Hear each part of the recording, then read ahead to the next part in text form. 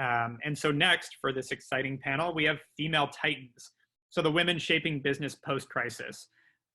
Tune in to hear from the women that have created strong brands with airtight business models ready to capitalize on the post-pandemic landscape with innovative ideas. Hear from Bree Seeley, Hilary France from Brand Assembly, Melissa Butler from the VillaPar, Madelon Fraser from Gemist, Dinah Trout from Health Aid Kombucha, and Lauren Kleinman from Dream Day, as they delve into how they've built strong brands and developed their business models to withstand the test of time and coronavirus. Thank you guys for all coming in. I'll let you take it away.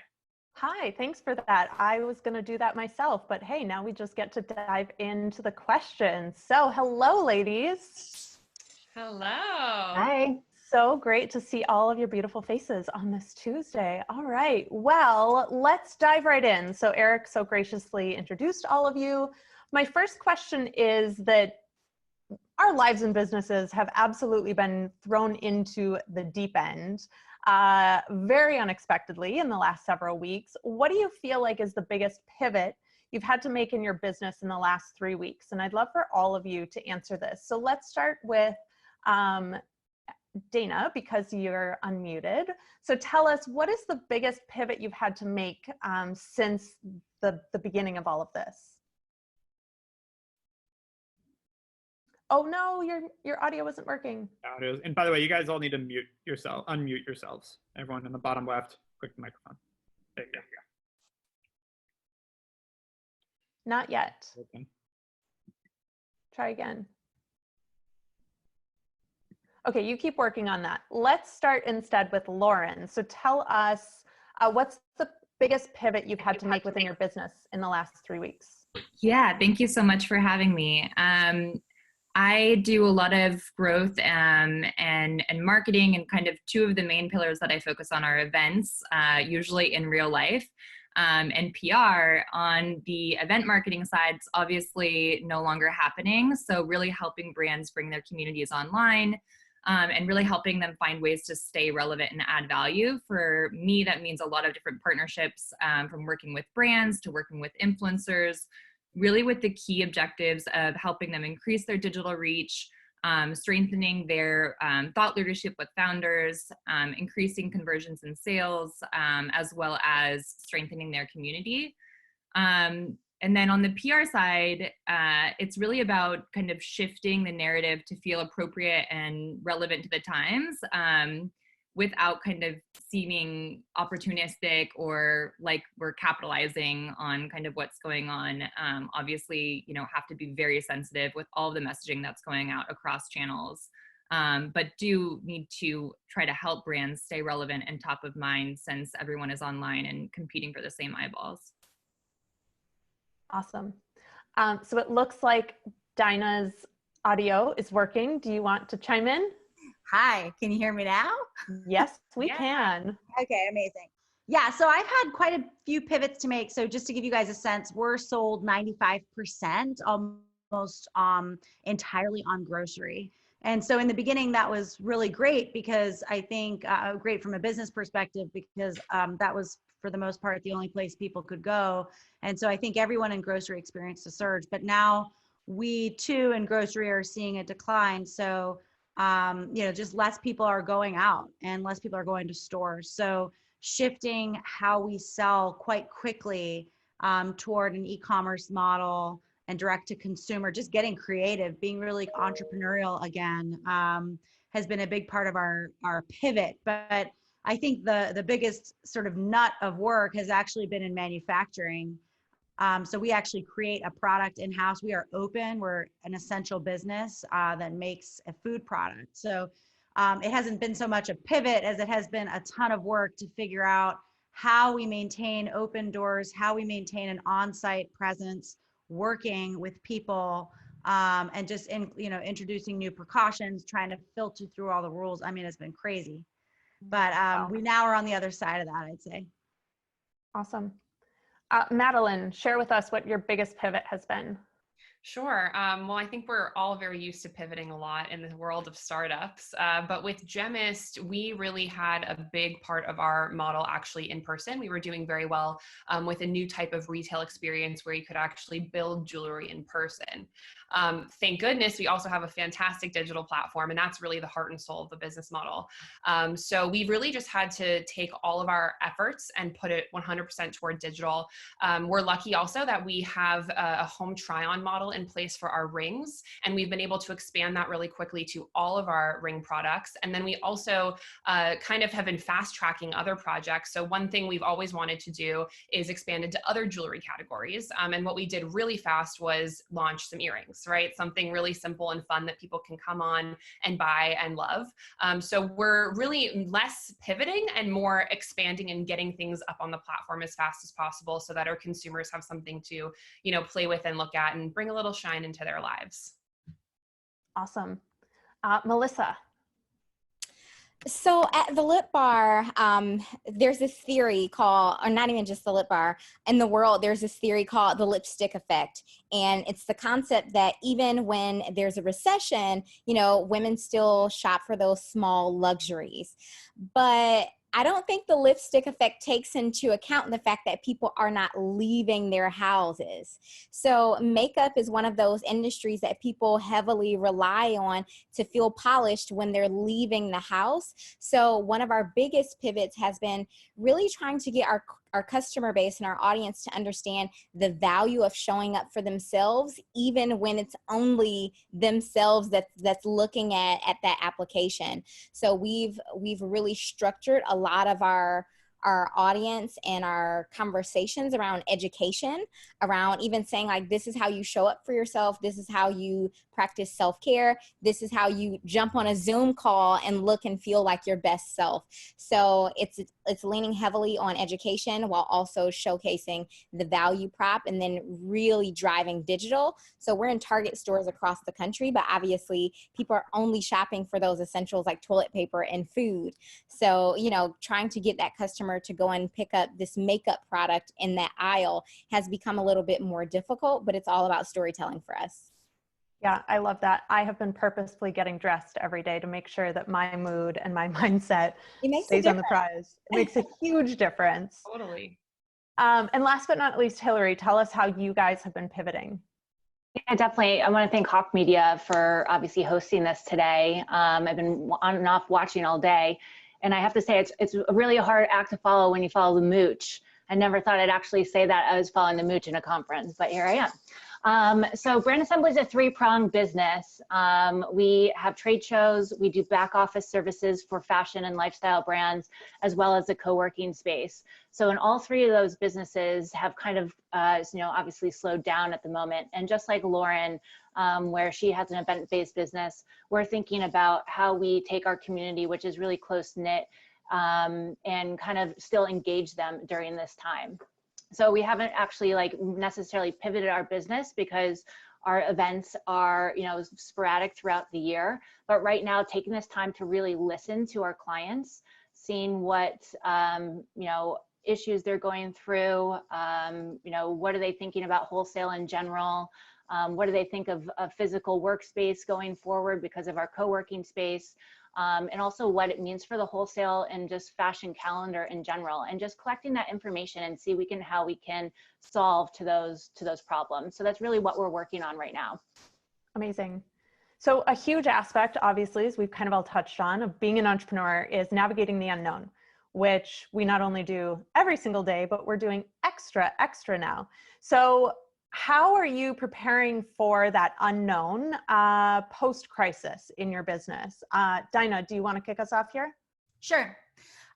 So pretty immediately, what we started doing was creating plans, contingency plans. So what happens, even in the beginning when we were experiencing like 50% surges, like 150% surges, we were sort of aware that this maybe wasn't going to continue. So we created contingency plans for 10% declines, 20%, up to 50%. And it took a lot of work, and it wasn't a great headspace to be in, to be honest. But once we completed those plans, it did really feel like we, just had a plan for every scenario. And I'm really happy to have that now, because as we navigate through, I just don't have to worry about it. So yeah, just overall contingency plans, tiering it out from, what's likely to happen to even what worst case scenario would be like being shut down in the brewery, for example, was a scenario we walked through. So it took some time, but well worth it. That's a great answer. Madeline, do you also want to share with us how you guys are kind of preparing for this unknown business post-crisis? Yeah, definitely. I mean, it's interesting, Dino, to hear you talk about that. We've done something similar, and it's funny how you have to prepare for every aspect. We think a lot about manufacturing. For us, it's kind of crazy right now because the entire jewelry district in downtown LA is shut down. Like, I cannot get into my office. It's so crazy. Like a week ago I could go in, but they guided me with an escort and I had 5 minutes. I mean, it's getting very serious. And so what we're doing is we're finding other partners, other ways to make sure that we can make our jewelry, that we can provide a product to our consumers. And it's really actually been kind of fantastic. We've found all of these really lovely, like mom and pop jewelers that are still wanting to stay open. You know, they're small businesses, and I feel great because we're actually supporting them now too. So we've really been able to find partners that are also hurting from this, but that can equally benefit with us. And so, you know, I think it's funny, this is my third company, so I've been through hell and back many times before. And I'm always someone who's incredibly optimistic. I'm a glasses half full type of person. I think that as a founder, you sort of have to be, because you have to lead your team into the unknown, with or without a national pandemic on our hands, right? But I've really found that I have to stay positive, but I also have to be very honest with myself, with my team, about what a worst case scenario will look like. So we have plans, if this lasts for 3 months, if this lasts for 6 months, if this lasts for a year, right? So what does that look like? And I'm also thinking a lot about, okay, fine, so they say this is getting better. What does that mean, right? So I guess we're all thinking, when are we going to get out of our homes? But when are we going to be able to go to a retail store? When are we going to actually realistically go to an event and see our lives sort of pick up to where they were before? I think that's going to take a long time. So we're planning for that as well. Awesome. Thank you. And you kind of segued me great into my next question. We all have teams that are depending on our businesses and our leadership throughout this time. So what are you really doing to lead your team through this time? Melissa, would you be willing to kick us off here? Yeah, totally. So I think more than anything right now, I've learned that you really have to trust your team to do what you've thought that they could do. Essentially, like, you hired these people because you saw something in them and you believe that they can help you get to the next level and move the needle. And so essentially we rely heavily on things like Zoom calls to kind of set the tone. Like, we're at the start of Q2, so we always start, no matter if we're in pandemic or not, we start off the quarter with everyone understanding from top to bottom, what are our goals? Why are they our goals? And then what are the tactics to make sure that we get there? So a lot of our conversations within the company are actually the same in terms of, like, how do we get to that next level? And I think the biggest thing about just being a leader is allowing yourself to be vulnerable. So, like, I'm able to very comfortably share with my team the fact that, hey, we don't know what's ahead, but we should prepare for it. And if you feel like you're unclear about something, don't be afraid to say that. If you feel like, production is going to be slow, if you feel like we're not going to actually get our shipment to make it to target, let's have those conversations now, because I think a lot of people, including me, are a lot more willing to understand that no one can control anything right now. So it's really just about trust and vulnerability for me and my team. Awesome. Hilary, can you address this one for us too? Yeah, definitely. I mean, all the memes that are out there are so true right now, where you see the progression of how people have been feeling over the last 3 weeks. And Madeline mentioned it too. Like, the first week, we didn't really know what was happening. We thought it was just for a week. And now I think week 3 settling in, and we think we're in this for, the long haul a little bit more.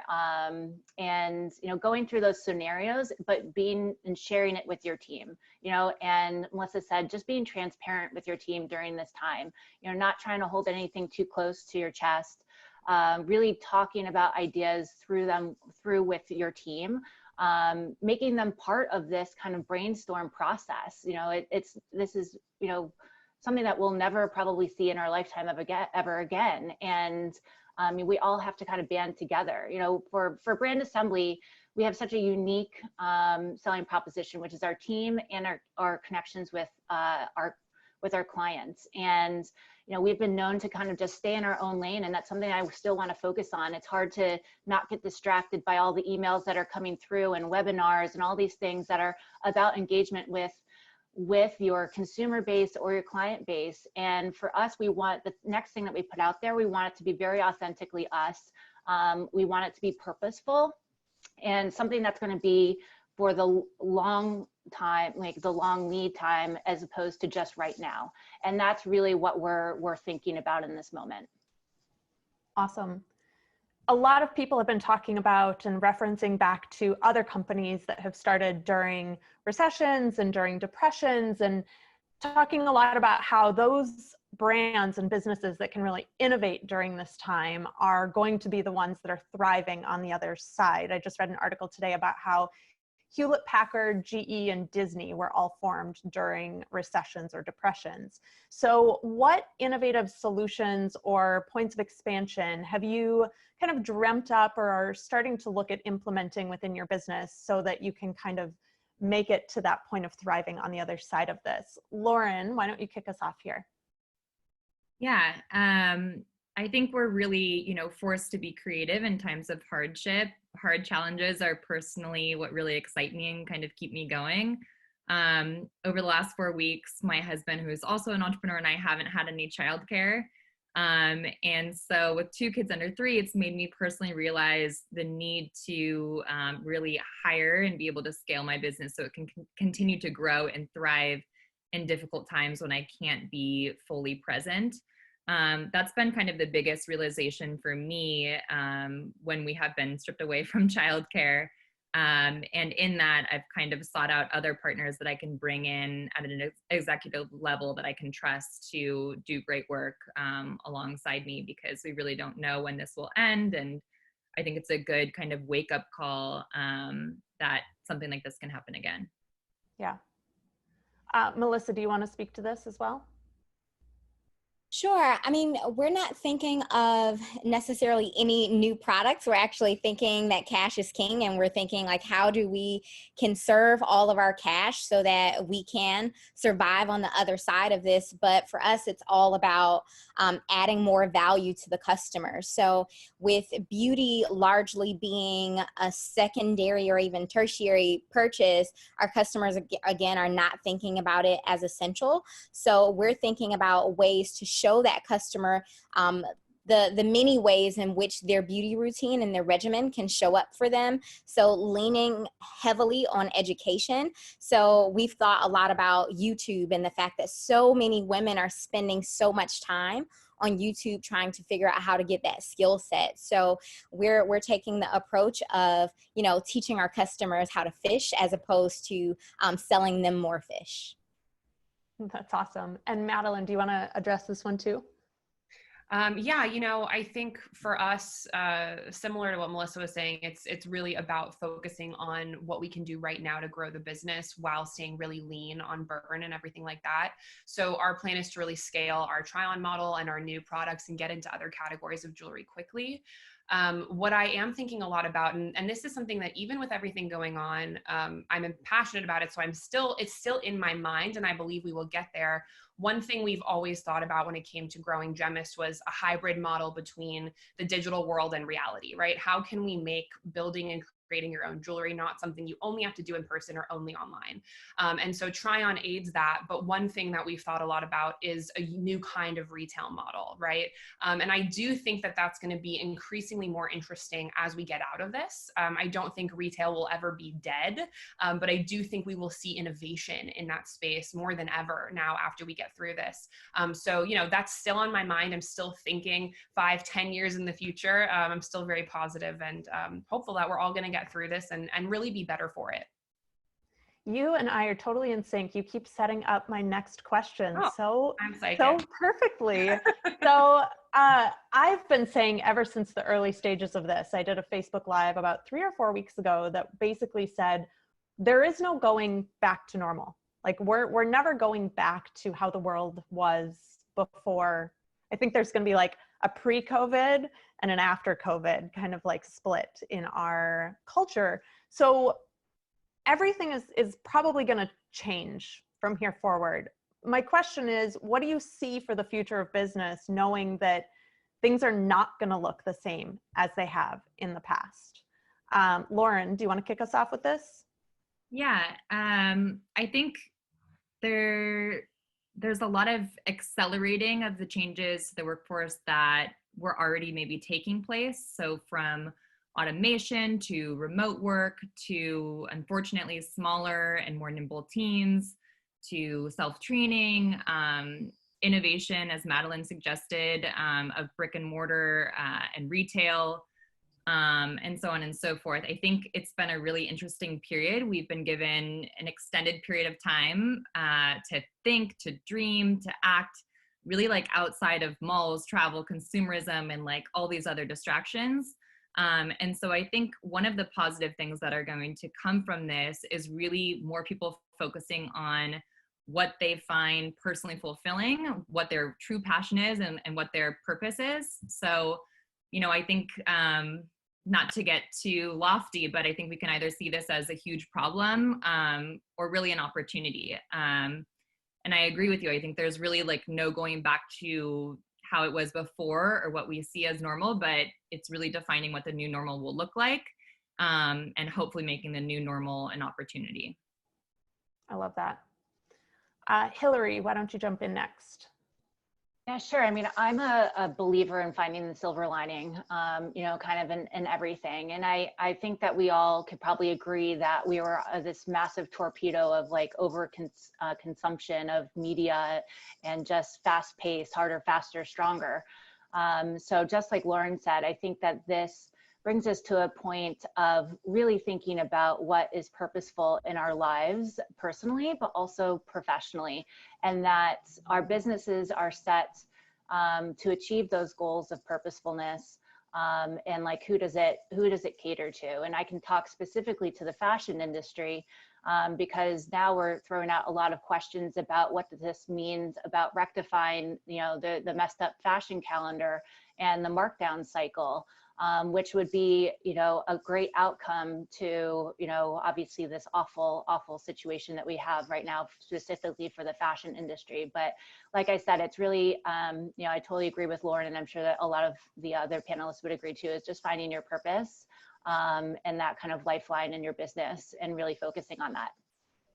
Brilliant. Dinah? Yeah. You know, I do think that things will change and evolve. Of course, they always do when things like this happen.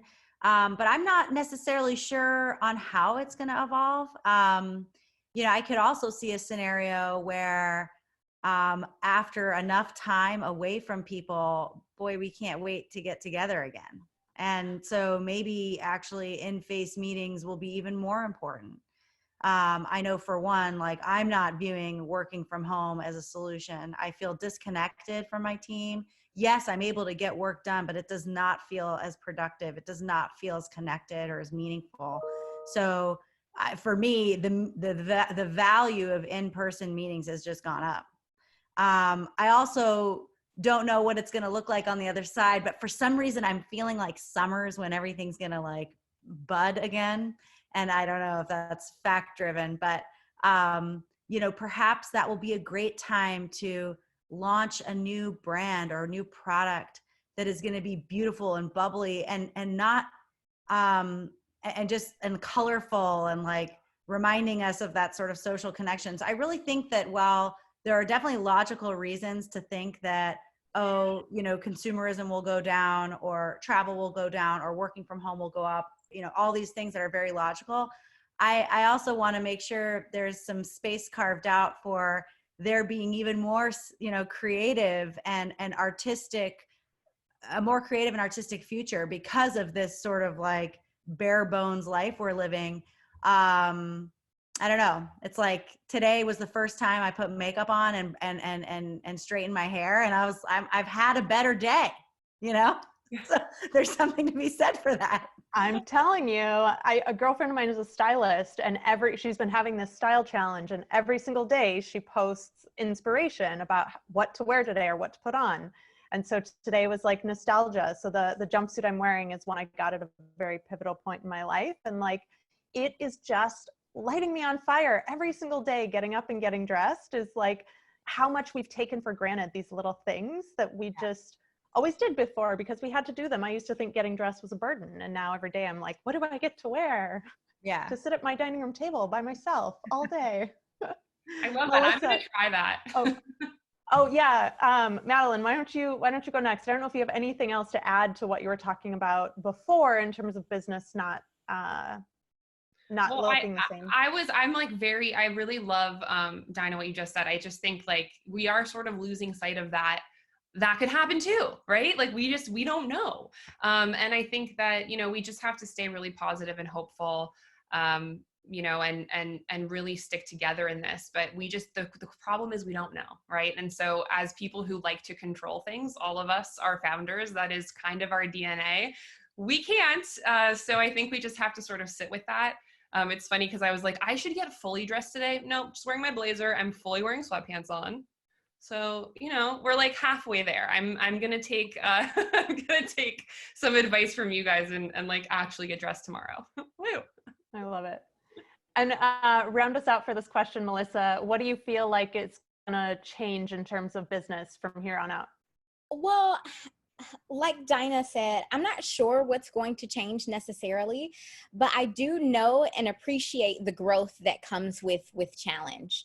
One of my favorite quotes is like, with challenge comes change. And as founders, as business owners, as problem solvers, I think that it's an exciting time for us to be in business and to capture some of that change that's happening, and then to see our output in the world. And that's the exciting thing about being a founder.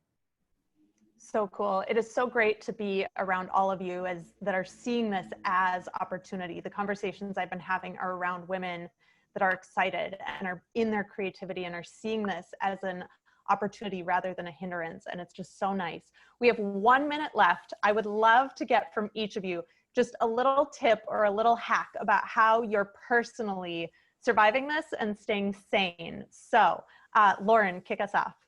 I'm the worst person to kick this off because I've been having a really hard time. It has not been easy. As I mentioned, we haven't had childcare. I think let's do one of the things I wish I was doing, which is taking an hour out of the day for yourself, especially if you have kids, whether it's meditating or doing a little workout or doing nothing and scrolling Instagram. Just taking yourself kind of outside of the news cycle and doing something special for yourself. Awesome. And also to say too, for anyone that is having a hard time right now, that's also okay. I think we all need to just be where we are and not try to force it or change it or shame it. And so I totally respect that you were so honest there, and thank you. Madeline. I have been painting again. I never really had time for it before. And I also started playing the piano again. So I've been tapping into my uber creative side. It's been pretty awesome. Love it. Melissa? I've been working out and cooking, and it's been life-saving. Hilary? I've been working out as well, and actually starting to watch TV, which I never really did before, which is probably not a good thing. I got addicted to the show that everybody's talking about, Tiger King. And then now I'm just down the Netflix hole. So, but it feels great. I love it. And Dinah? Yeah, besides my kombucha, I'm having my fair share of wine every day. But no, I think the tip I would actually share is the news can be really like emotionally draining, and it can cause a lot of anxiety. So, but I think as CEOs, we often have to know what the facts are. So I've actually asked somebody on the team to weather that storm who isn't as affected by it as me. And I just have them send me an email with the facts of what's changed every day. So I don't even have to get involved with the news or the emotion involved with the news. So that's kind of a good tip that's really helped me. That's brilliant. Well, for everyone listening, if you have any other questions for me or any of the panelists, come join us in Slack. I've been in and out of there all day, and it's a wonderful, wonderful place. Lots of engagement over there. So thank you all 5 of you for joining me today. Thank you, Eric, for having this space, and your brilliant, brilliant team for putting this together. And happy quarantining, everyone. Thank you. Thank you so much. It's happy-ish. It's happy-ish. Yeah. Bye.